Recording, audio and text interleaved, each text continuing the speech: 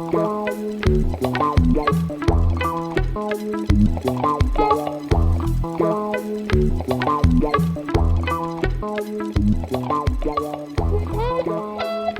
start the morning with the period integrals of automorphic forms. So let me just put up the setting, which is a similar setting but now global. So F will now be a number field.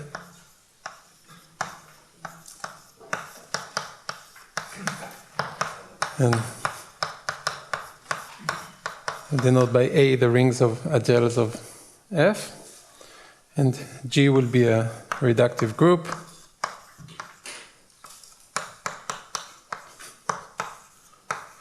Defined over F. And H a closed subgroup.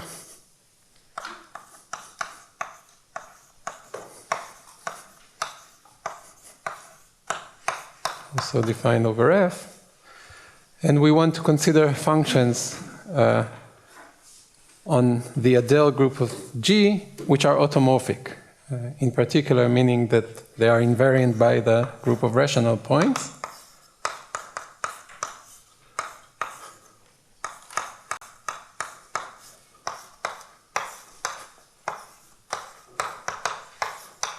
So automorphic forms come with extra properties that I'm not going to explicate. But in particular, there are periodic functions, and if we just restrict them to the adelic points of H, they are periodic functions on the restriction. So a period integral is the following expression. So pH of phi is simply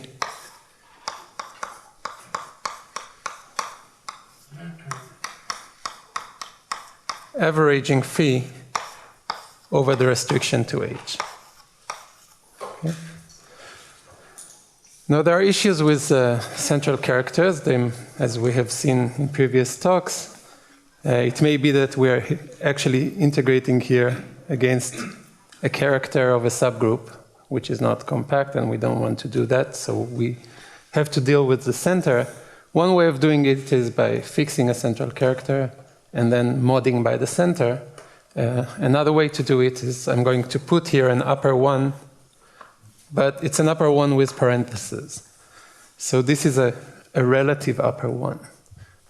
So first of all, an upper one of an adelic group is the elements of G, so that the absolute value of chi of G equals to 1 for every chi rational character.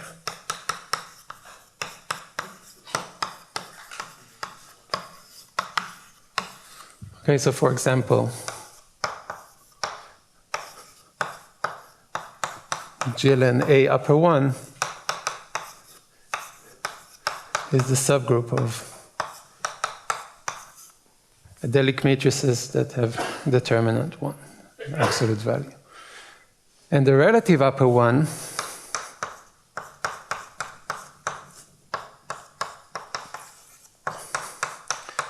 is simply intersecting H with G upper 1. Okay, so this takes care of the portion of the center of G which is inside H. Okay, so this is the definition, and before we start learning a few basic properties, let me just show one very classical example to give you at least a small motivation why period integrals should be of interest.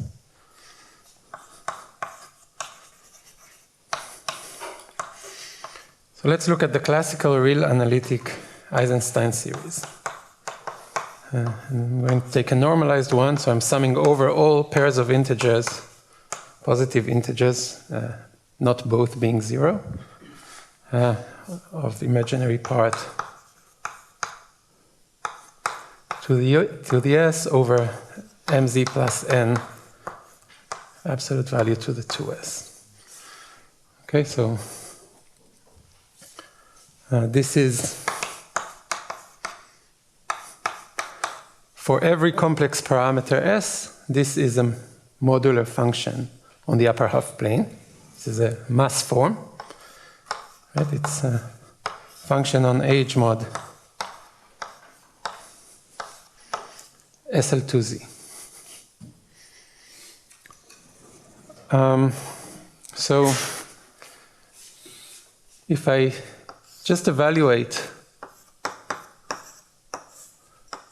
the Eisenstein series at the square root of -1, it's not too hard to see that what one gets is precisely the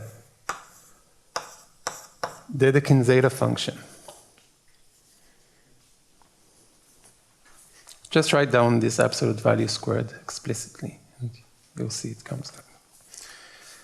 So, on the other hand, this locally symmetric space, well, upper half plane is acted upon by linear fractional linear transformations in SL2R, and it can be identified with SL2R mod the stabilizer, let's say, of I of the square root of -1, which is SO of 2. So we can identify the H mod SL2Z with this double coset space, and this can be lifted adelically. So this is isomorphic to SL2 of the adels of A of Q, mod SL2Q, and the standard maximal compact of SL2 of the adels. This is, so K is SO2 times the product over OP of the standard maximal compact of SL2 of QP. So in other words, using this map, the Eisenstein series, EZS, it can be lifted to an Eisenstein series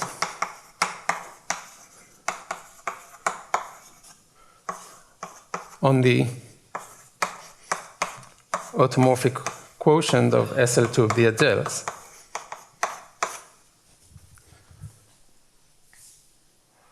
And once we do that, it's easy, again, once you know all the setting, to see that evaluating at the point square root of -1 amounts to taking the adelic period integral of the Eisenstein series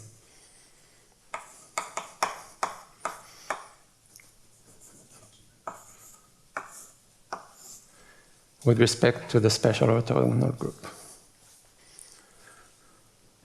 So the period integral of the classical Eisenstein series gives us an automorphic L function.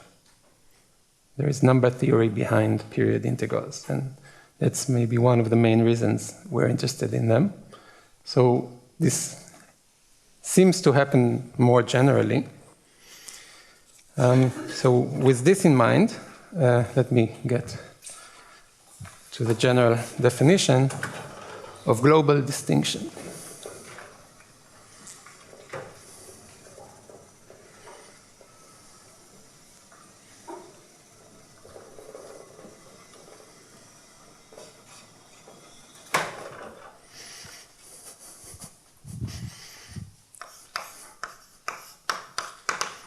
So an automorphic representation pi of G is H distinguished, well, if the period integral, first of all, is defined, by which I mean by an absolutely convergent integral, and is not identically zero.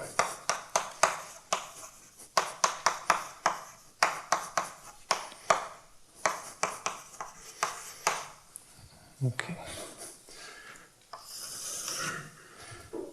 So I'm not going to be too precise about what I mean in general by an automorphic representation, but let me just say what we mean here is a representation on a space of automorphic forms, a representation on a space of functions on the automorphic quotient of G. So in this sense, I want to make a distinction between representation theory and the study of automorphic representations.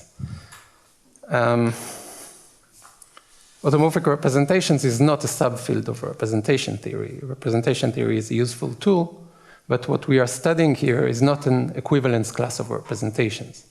We're studying a particular realization of a representation in a space of functions. So for example, we've heard the property of an automorphic representation being cuspidal. What it means to be cuspidal is to have vanishing periods to be distinguished by all unipotent radicals of proper parabolic subgroups. This is not a property of the equivalence class of the representation. It's a property of the functions appearing in the space of this representation. So theoretic representation of the Adels of G could have a cuspidal realization and a non-cuspidal realization.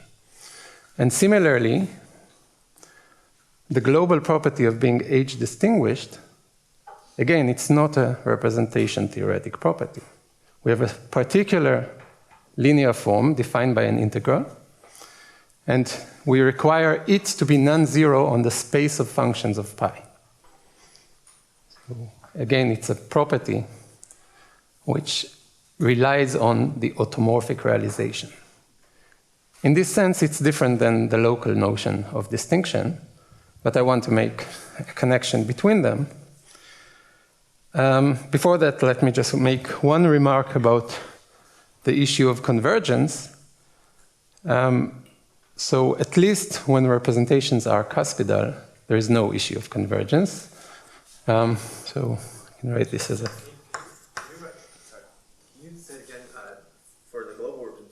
Yes. Cuspidal means what? Cuspidal means distinguished with respect to the unipotent radical of any proper parabolic.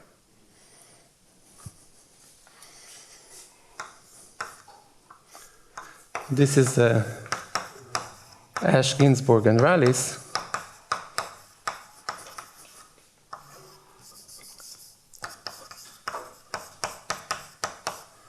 So if phi is a cusp form on G, well, and in their proof, age is reductive,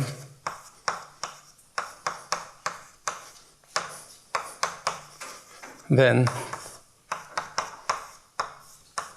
the period integral is absolutely convergent.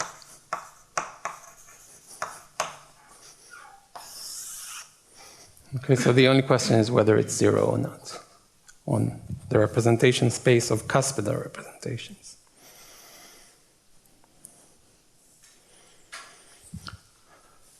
So and now to the connection with local distinction and what is the number theoretic reason to study local distinguished representations. So global distinction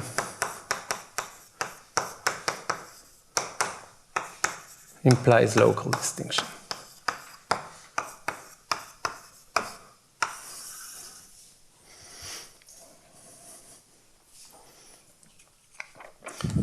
So if pi is an irreducible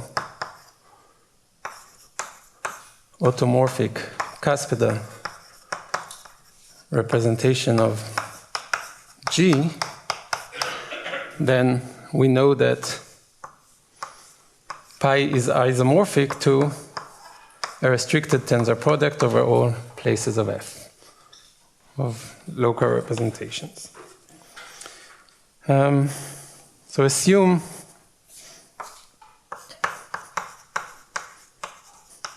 that pi is age distinguished.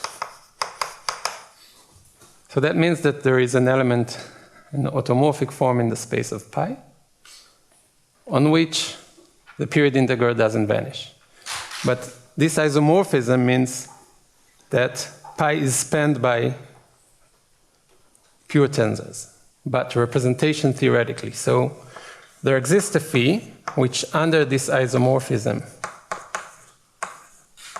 is isomorphic to some pure tensor, such that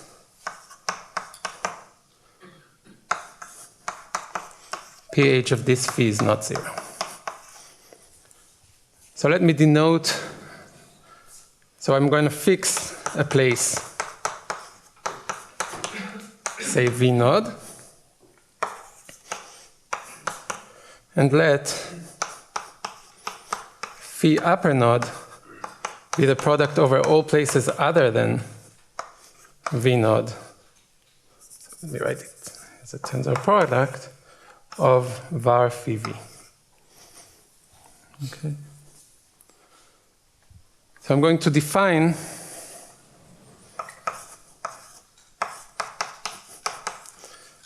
a linear form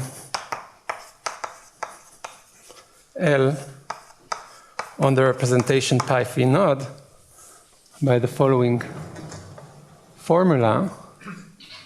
So if psi V node belongs to pi V node, then I'm going to let psi be the automorphic representation, in automorphic form in pi, which is isomorphic to the pure tensor psi V node phi upper node. And I'm going to define L of psi V node to be the period integral of psi. So obviously L is not a zero linear form. It's not zero on phi, on phi V node, right, on the V node component of phi. So L is not zero, and it belongs to the local, so it's a linear form which is invariant by the local group H of F V node. So this shows that if, as a consequence,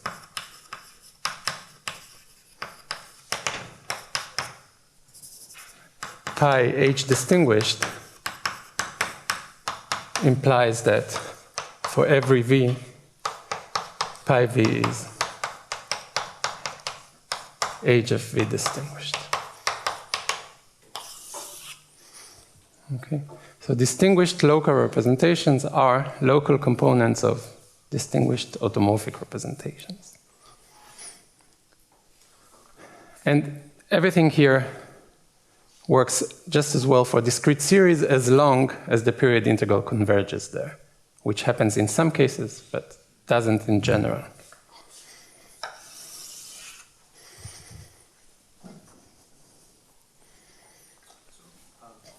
This condition that if you have somehow an automorphic representation that vanishes or identical zero when you take the period integral, what would that actually mean?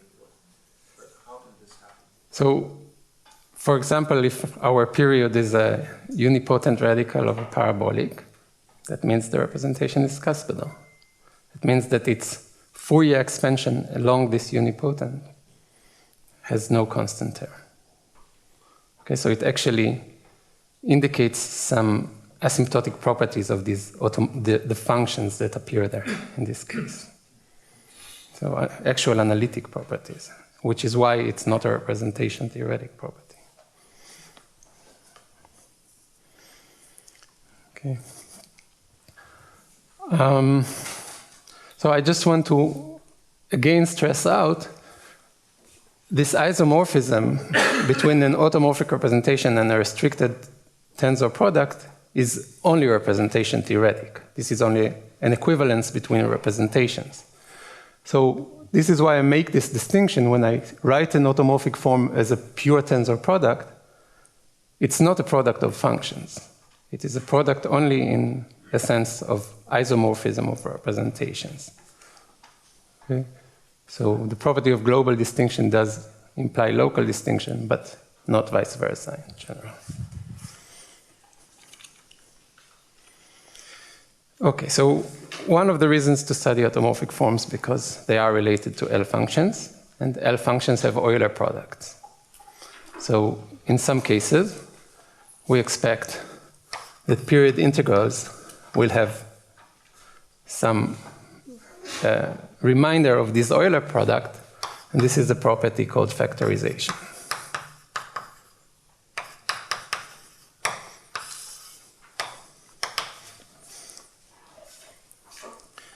So we say that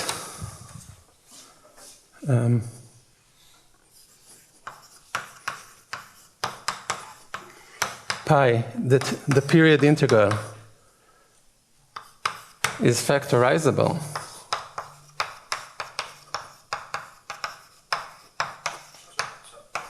on pi, yes? So this, is this an even only for global distinction, like for global and local distinction?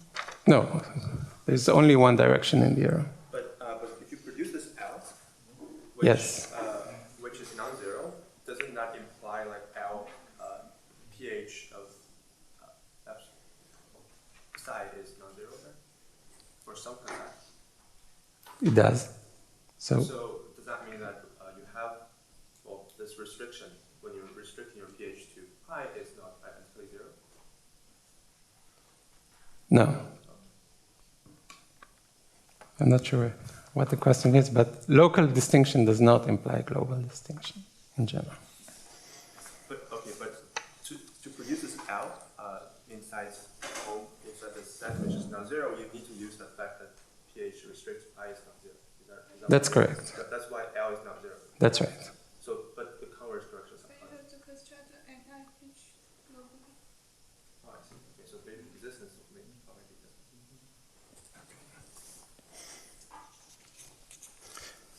Okay, so what does it mean for a period to be factorizable? Well, it means that there exists, for every place V, there exists a linear form on the local factor, which is necessarily age invariant.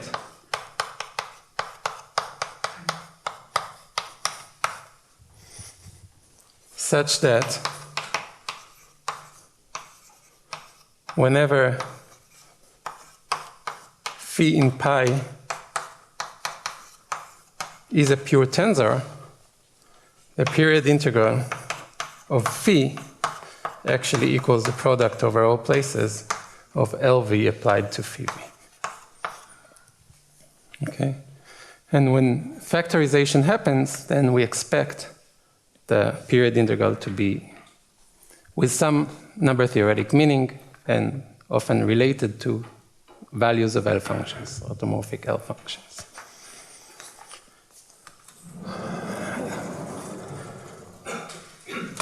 So a sufficient condition to have factorization is a property which is called local multiplicity 1. And I want to just formulate it. So local multiplicity 1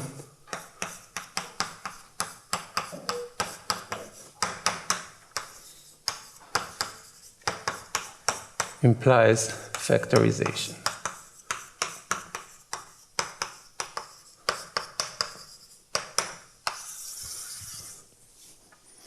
So what does local multiplicity 1 mean? That if for every place V and for every local component pi V, an irreducible representation of GFV, we have that the dimension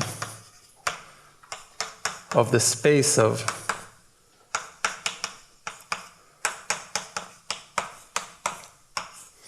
age-invariant linear forms is at most 1, this is the local multiplicity 1 property, then pH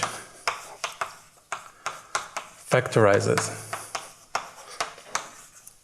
on any cuspidal pi. Okay.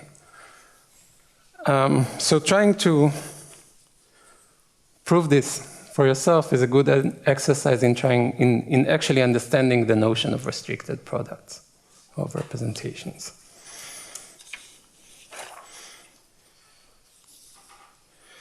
Yes. So one should think about this factorization thing just as that if you can do an integral on the entire strict product by doing it like coordinate one, right? But these are not integrals. These are abstract linear forms on some abstract vectors. These are not functions. Okay. That's what I try to stress out here. This isomorphism does not represent an automorphic form as a product of functions. This is abstract. Okay. Representation theoretic.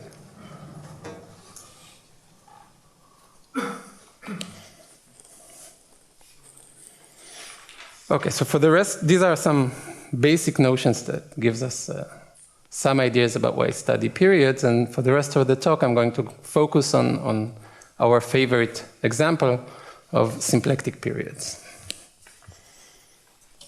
Okay, so if you want from now on, G is GL2, and H is the symplectic group.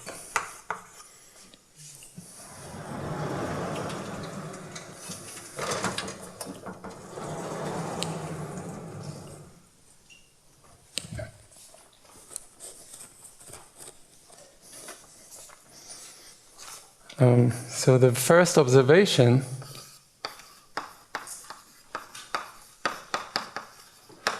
is that if phi is a cusp form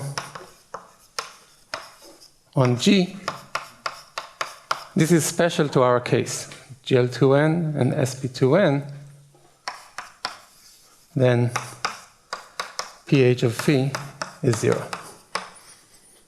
Okay? No cusp forms have non-vanishing period integrals. So in other words, no cuspidal automorphic representation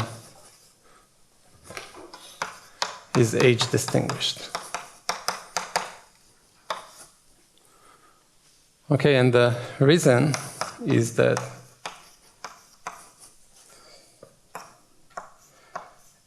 for GLN, every cuspidal automorphic representation is generic.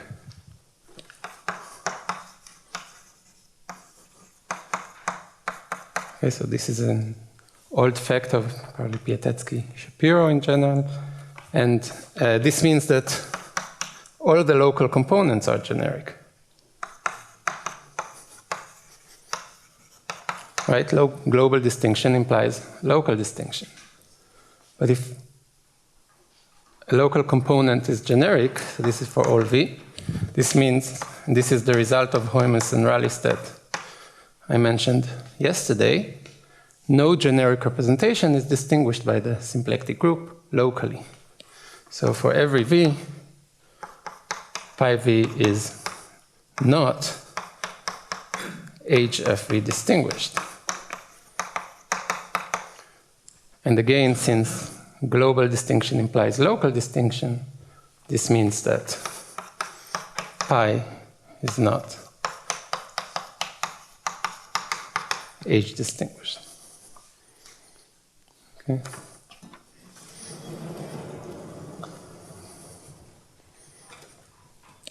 So if we want to look for distinguished representations in this case, we have to go to the rest of the discrete spectrum for a start, to what is called the residual spectrum. So the first example of a distinguished representation was given by Jacquet and Rallis.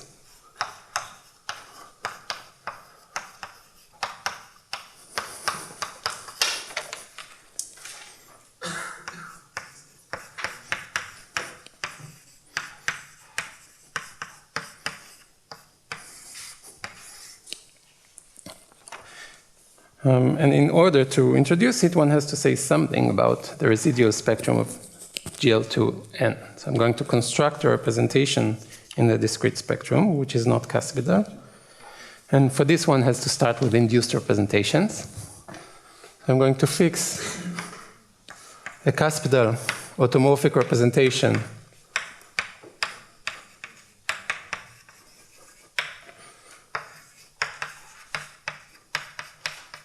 of GLN and look at the induced representation, I rho S.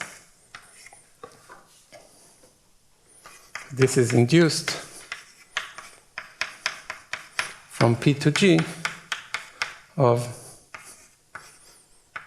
let me write it like this, mu to the S over 2 rho times mu to the negative S over 2 rho.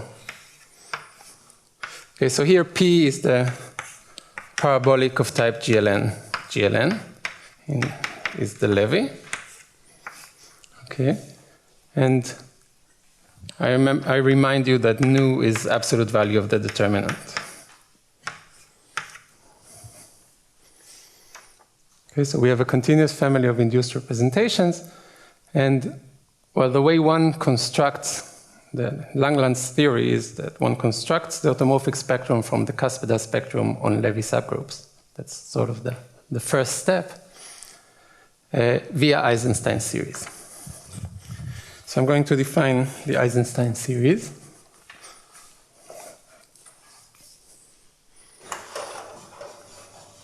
Associated with this induced representation.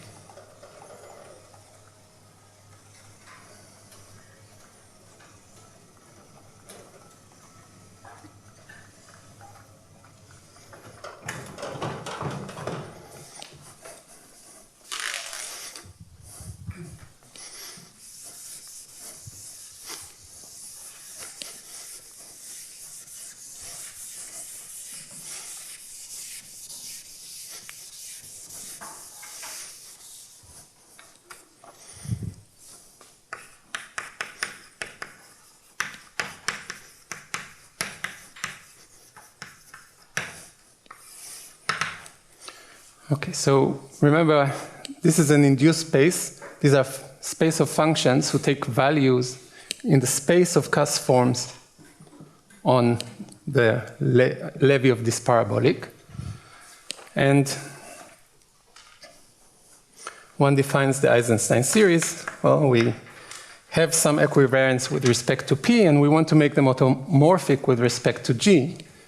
So the Eisenstein series, again, there is the complex parameter S, and one basically averages over G, but since we already have P equivariance, we average over G mod P the values of phi at gamma G. Okay, so I put a sub S there in order to make it a holomorphic family. So what does that mean? So phi here is in the induced representation I rho, which is just I rho with S equals 0. And phi S of G, well, this is taking phi and moving it to I rho of S by a function. So you write it psi G to the S times phi of G, where psi is defined as follows. So psi of G is determinant of A, I can put it like this, over determinant of B to the 1/2 when G has the following Iwasawa decomposition. Okay, so this is in PA, and K is in the standard maximal compact of the adels of G. Okay.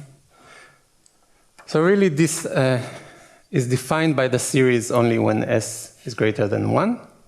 That's the range of convergence. So this is absolutely convergent for real S greater than 1 admits meromorphic continuation, and what is important or relevant to us, has a simple pole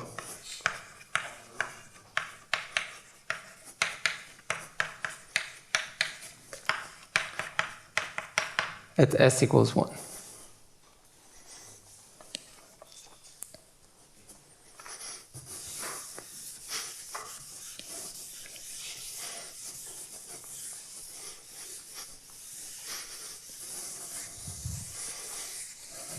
So the general way to construct residual automorphic representations is by taking residues of Eisenstein series. Okay, so the word residual has two significances here. It's whatever is left in the discrete spectrum once you take out the cuspidal, it's the orthogonal complement, but it's also actually residues of Eisenstein series. So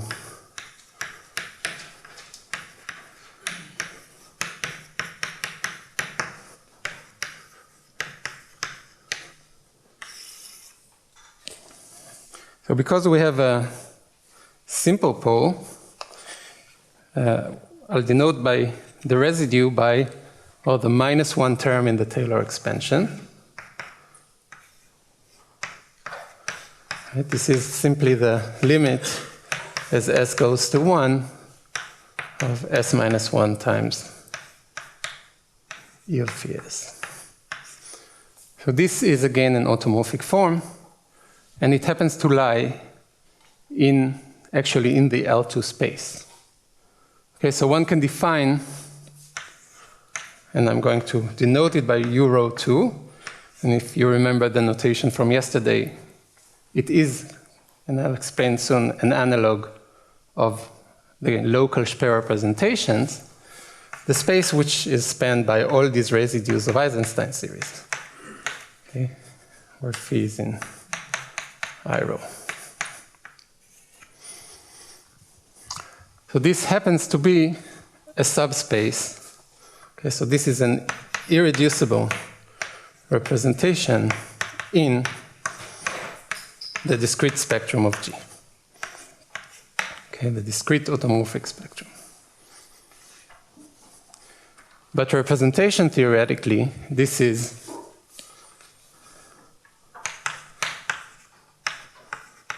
the unique irreducible quotient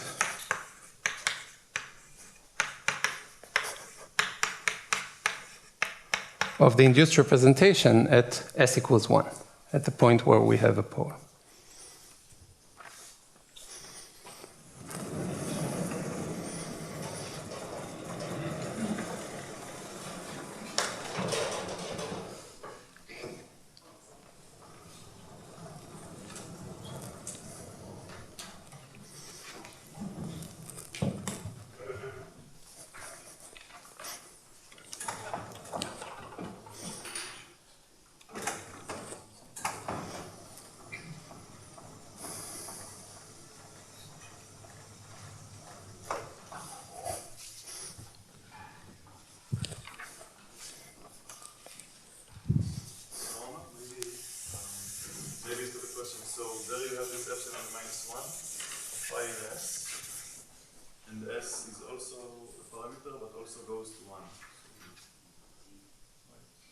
Where?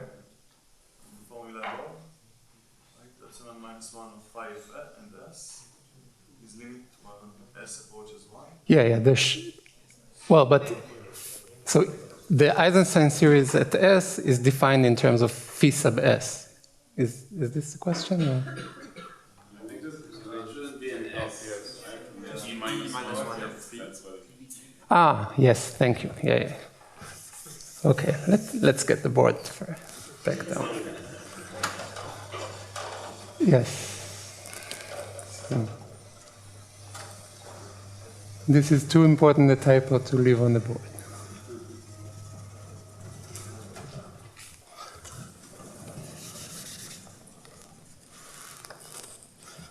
Thank you.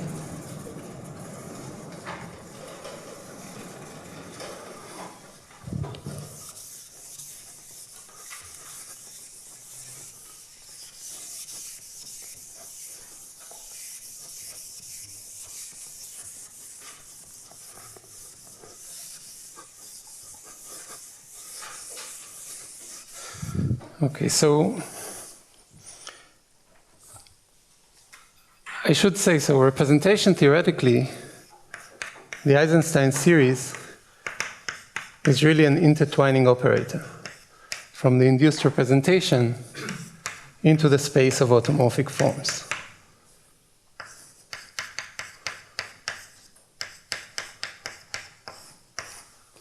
Okay, and now we have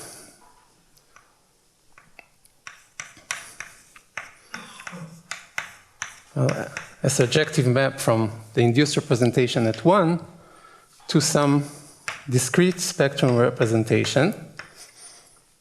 And we want to study period integrals on this discrete spectrum representation. So we expect if the period integral here does not vanish, it will define as some age-invariant linear form on the induced space by composing with the projection. Well, it's fairly easy to construct an age-invariant linear form here. So if we defined L age of phi to be the integral over k intersect with HA and the integral over GLN A upper 1 mod GLN of F of phi of, so G, so we'll write G star for a conjugate of transpose inverse. This is whatever lies inside, this is the levy of the intersection of P with the symplectic group. So this lies inside the symplectic group, and K, dG and dk. So LH is not 0, and it is an age-invariant linear form. Well, not on the induced representation for any S, but for S equal 1. Okay, so the fact that it's non-zero is fairly easy, but the fact it's age-invariant is simply coming from a closed orbit argument. So it's kind of a global analog of the local analysis we have done in the previous 2 lectures. So here we do have a linear form which is age-invariant. The question is whether it defines a linear form which is age-invariant here, and whether it's related to the period integral, and this is what Jacquet and Wallis confirmed. So the theorem of Jacquet and Wallis is that for, let me write it this way, for every phi in the induced representation,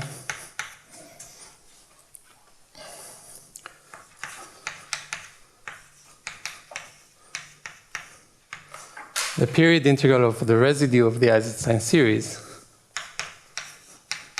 is LH of phi.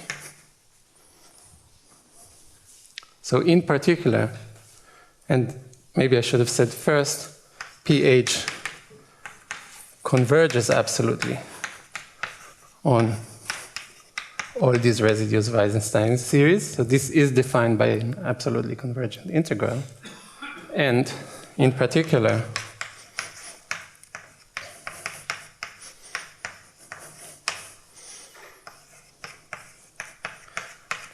U rho 2 is an example of an age-distinguished representation.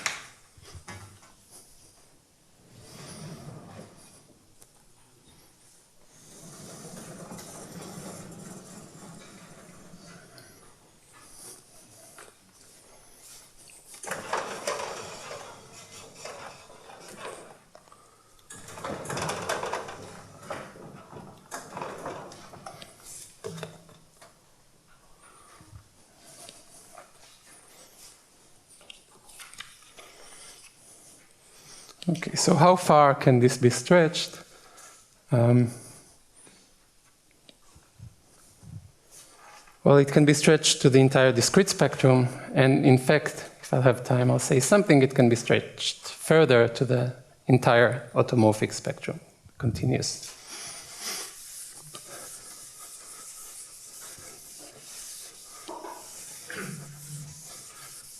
So this is one of the very few cases where one can be very explicit about what is the entire distinguished automorphic spectrum. But let's focus for now on the discrete spectrum. So the reason we can actually be explicit in this case is that there is a very good description, a very explicit description of the discrete automorphic spectrum of GLN, which is not available in general. It's much more complicated. So, discrete automorphic spectrum of GLN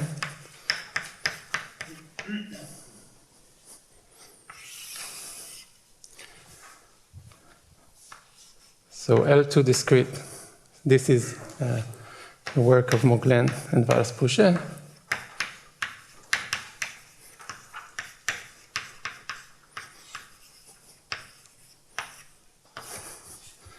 So L2 discrete. Yes? Just to go back, I mean, this integral defining LH, its convergence needs to be proved, no? Its convergence, well, yes and no. I'll give you a proof. Let's say that. There's no issue with the compact convergence, the outside convergence. The values of phi lie in the tensor product of the Kaspeler representation rho. So you're integrating a product of two Kas forms on GLN on G. So their convergence just means they are L2 functions on GLN. Okay? And the fact that H invariant also needs to be proved. So H invariance needs to be proved, but the argument that proves is that this is a closed orbit argument. Okay, so the invariance, so geometric lemma reasons show that. Can you repeat the question? So the question was first, why is the integral defining LH convergent? And second, why is it H invariant? Why is what H invariant? The linear form LH. So the H invariance follows from the type of arguments we've seen locally, or global. This is coming from the closed orbit in the G mod H mod P decomposition. And the convergence, basically, of the inner integral follows because this is really the inner product of two Kas forms on GLN. And Kas forms are L2 functions. Okay.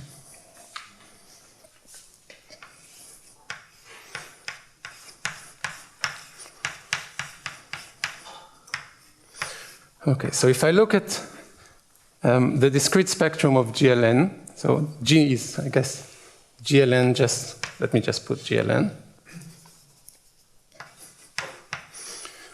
And again, instead of fixing a central character, I put upper 1. This decomposes as a direct sum of these generalized Speer representations, okay, in the Hilbert sense. It's a direct sum, where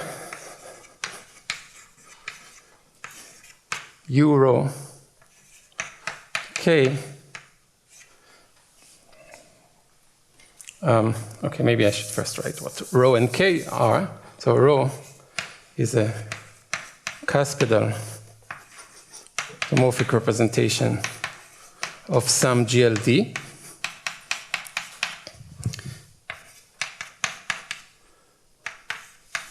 N is K times D. And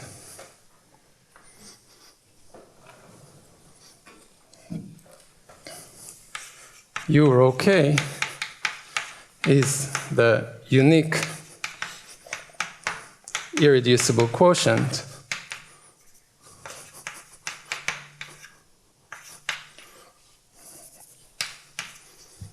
of the induced representation. So let me put it I rho and lambda. This is UK minus 1 over 2 rho. So it's precisely the global analog of the local Speer representations. Okay, where in general we write for any lambda in CK, I write I rho lambda for the parabolically induced representation mu lambda 1 rho up to mu lambda k rho. Okay, so this is a representation theoretic definition of these Speer representations, but again, so the Eisenstein series at the point lambda intertwines between, okay, sorry, you're right. So in general, the Eisenstein series intertwines between I rho lambda and automorphic forms on G. Okay, so this is the Eisenstein series at lambda, which again is defined by a series that now I am not going to explicate. And one can take a residue in the same process. One can take a residue at lambda equals the point lambda, so the point k minus 1 over 2, k minus 3 over 2, and so on, to 1 minus k over 2. And the image of this residue is precisely these discrete spectrum representations. So these lie in L2 discrete. Okay, and the theorem is that these are all the components in the discrete spectrum and they appear with multiplicity 1. Okay, so in general, in order to define here the residue, so E inverse of phi, well, it's a limit as lambda goes to lambda of the product of these linear forms, 1 to k minus 1 of lambda I plus 1 minus lambda I minus 1 times the Eisenstein series. Okay, so again, it is defined explicitly from the Eisenstein series.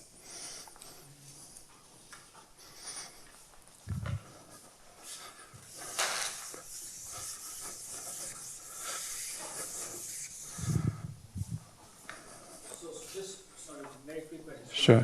So for each row, let's say I have a parabolic and a row, so maybe I have a data. I'll have a unique big lambda that will give me a representation in this L2 discrete. That's correct. But your cuspidal data involves k as well. It's not rho itself, but it's the kth tensor product of rho.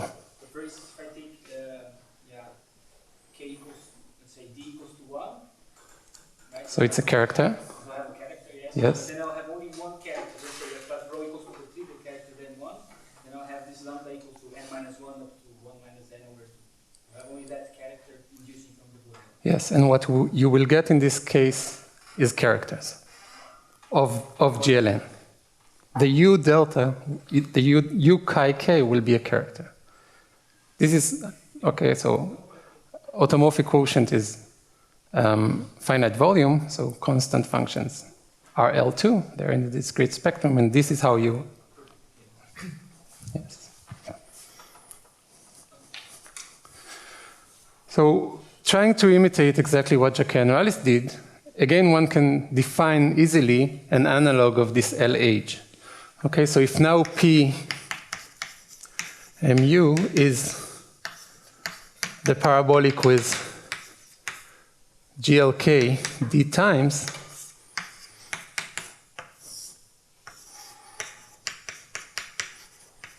and well, now we go back to GL2n, so n is d times k, sorry, 2n is d times k, then I can define an H-invariant linear form by, so LH of phi, by the integral over k intersect with HA, and the integral over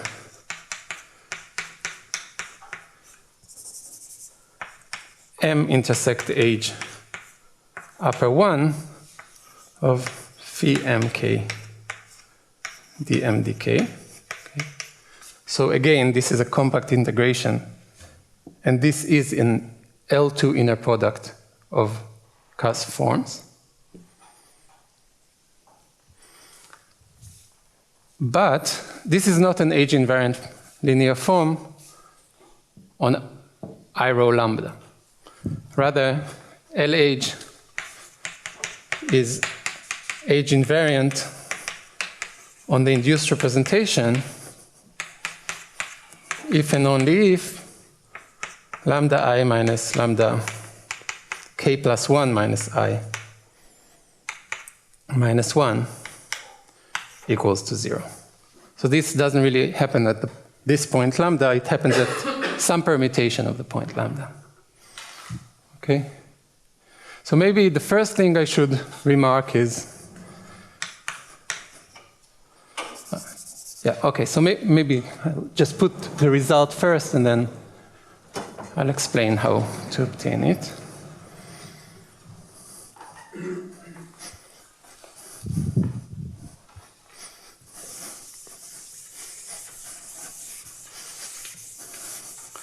So the result is the complete analog of what we have seen in the local case, and that is that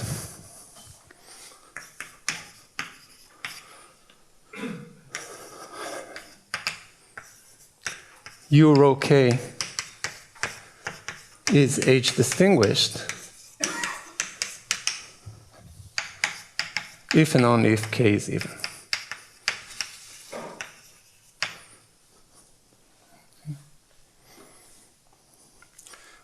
So this generalizes the case k equal 1. No cuspidal representation is distinguished. The case k equal 2 is the Jacquet-Rallis example, and then that's true for any k. Okay, so the idea,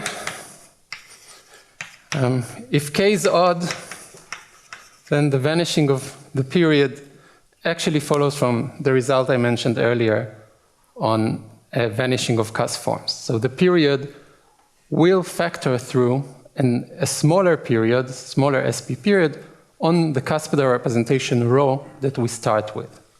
Okay, so the case k odd follows from the result of Hoymas and Rallis, the vanishing of SP periods. I'm sorry?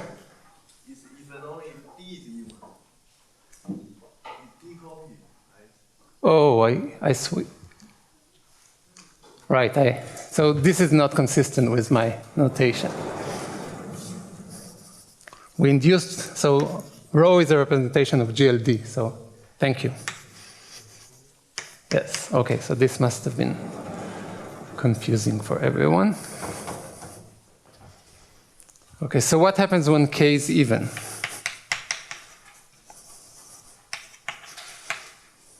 So if k is even, I can define LH, which is age invariant, okay, above, but not on this induced representation. Okay, so I can write down explicitly, so for W, okay, let me define it explicitly.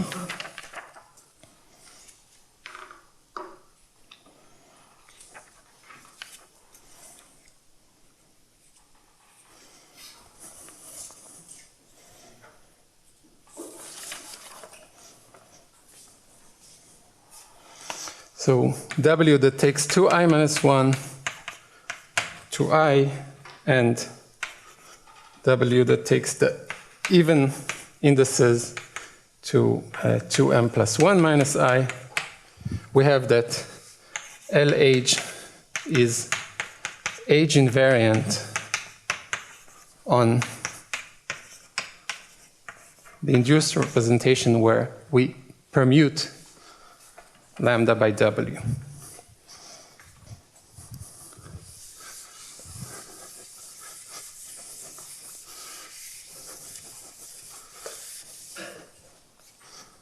So we have our induced representation, I rho lambda. Well, I can take an intertwining operator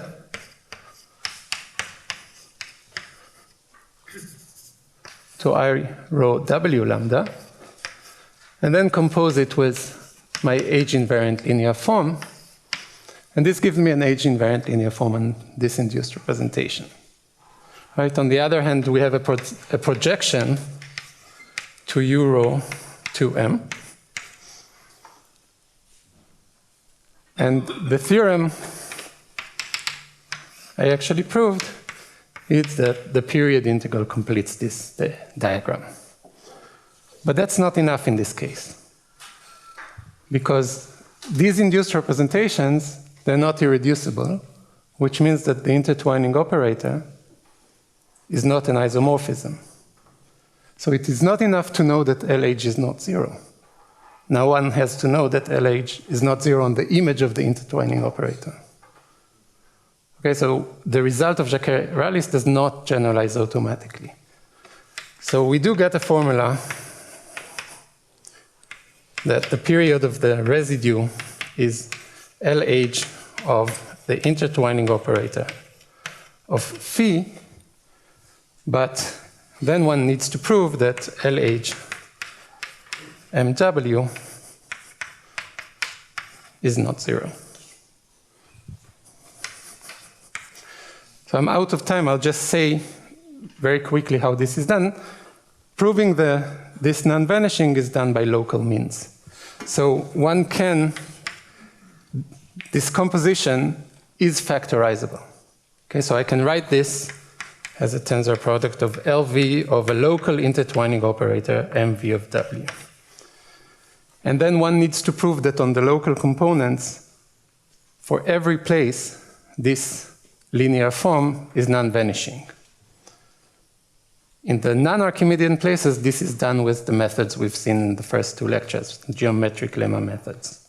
In the Archimedean places, it's a whole different story, and one needs to use other methods. Okay, but that's a good place to stop.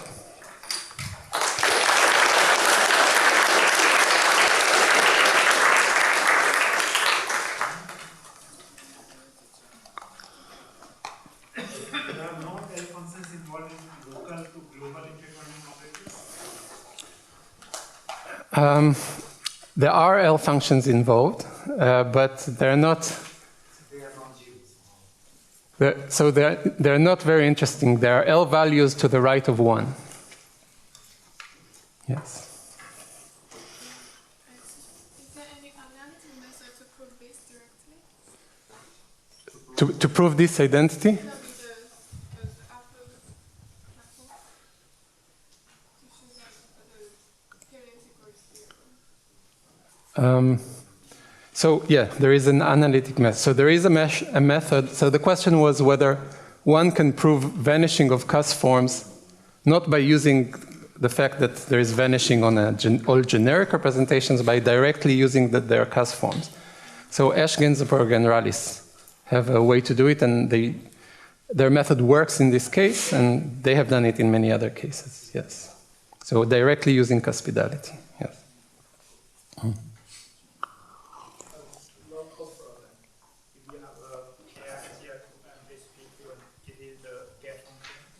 Yes.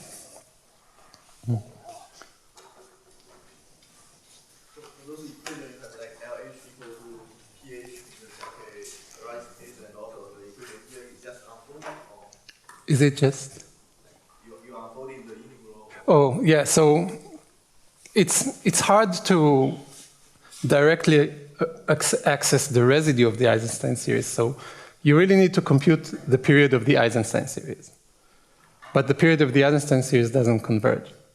So you need to compute the period of a regularized Eisenstein series, and then you take the limit to get the period of the regularized residue.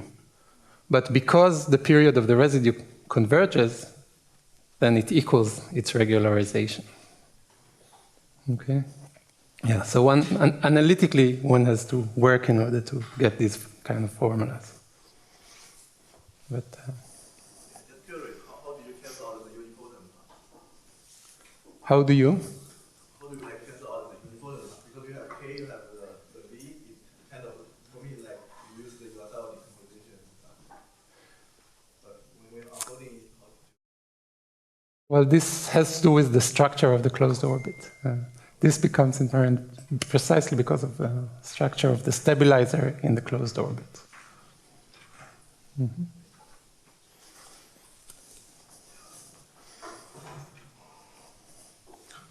Remember, these are induced representations, so they are invariant by the unipotent. Yeah, I understand for LH part, but I mean for PH part, you are integrated with the whole S means. Then if you use Residual